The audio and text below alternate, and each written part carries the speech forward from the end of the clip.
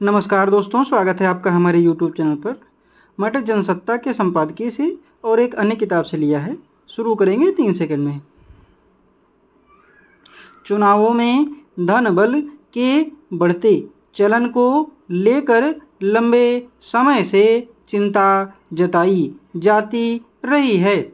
इसे रोकने के लिए सरकार और भारत निर्वाचन आयोग सतत प्रयत्नशील देखे गए हैं, मगर हकीकत यही है कि इस प्रवृत्ति पर अंकुश लगने के बजाय यह हर बार कुछ बढ़ी हुई ही दर्ज होती है। इसका अंदाजा इस बात से लगाया जा सकता है कि इस बार आम चुनाव के पहले चरण का मतदान हुआ भी नहीं है और अब तक 4,650 करोड़ रुपए मूल्य की जब्ती की जा चुकी है।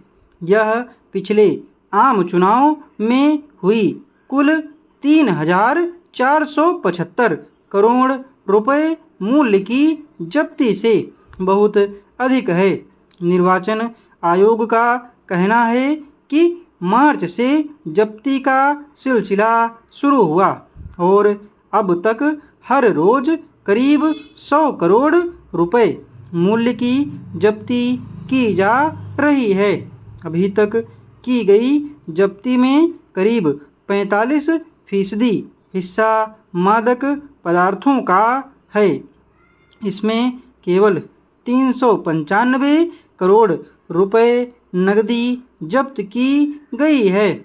489 करोड़ रुपए मूल्य की शराब और 2,069 करोड़ रुपए मूल्य के मादक पदार्थ जब्त हुए हैं। माननीय सभापति महोदय, मैं आपकी अनुमति से शिक्षा मंत्री जी ने जो प्रस्ताव सदन के सामने प्रस्तुत किया है उसका समर्थन करने के लिए खड़ा अवश्य हूँ, लेकिन क्या माननीय मंत्री महोदय जी यह बताने की कृपा करेंगे कि हमारे देश में शिक्षा की नीति का आधार क्या है? शिक्षा की नीति में सबसे प्रमुख बातें क्या होनी चाहिए? इस संबंध में मेरे विचार इस प्रकार हैं कि अपने देश में वे तमाम बच्चे जो पढ़ना चाहते हैं या जिनके माता पिता पढ़ाना चाहते हैं, उनको शिक्षा प्राप्त करने का अवसर सुलभ होना चाहिए। दूसरी बात यह है कि हमारे देश के गरीब लोगों के लिए शिक्षा सस्ती होनी चाहिए।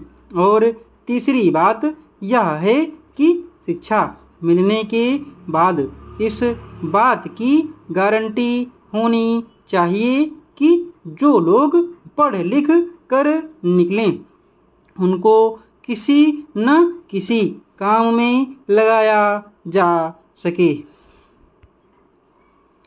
मेरा आशय यह है कि शिक्षा नीति को इन 3 कसौटियों को ध्यान में रखकर व्यवहार में लाया जाना चाहिए।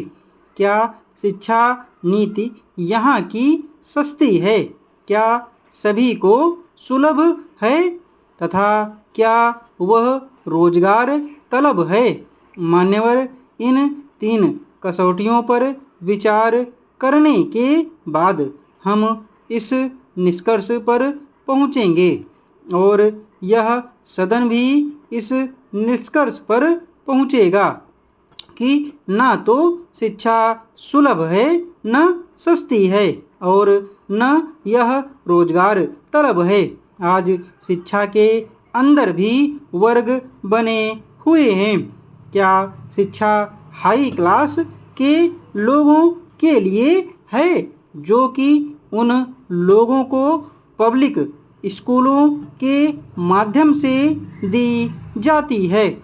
और वहाँ पर जो बच्चे पढ़ते हैं उन पर कई सौ रुपये प्रति माह व्यय होता है।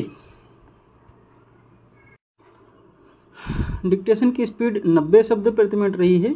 PDF और आउटलाइन आपको हमारे टेलीग्राम चैनल पर मिल जाएंगे।